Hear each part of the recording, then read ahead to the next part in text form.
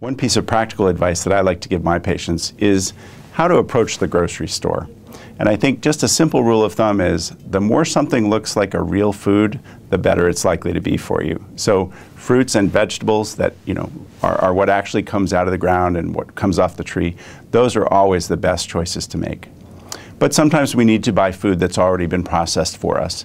And if that's the case, if you're buying anything in a can or in a bag, make sure you're looking at the label. And there are a few things to look for here. First and foremost, I always look at the sodium level. So make sure that it's got a very low sodium level. If there is a lower sodium alternative, choose that one. And some low sodium soups are available that are still pretty tasty.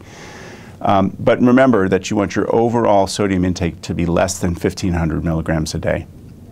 You should also keep an eye on what the total calorie content is for a serving, and don't confuse a serving with the whole bag, because often a serving is just a small portion of what you're buying.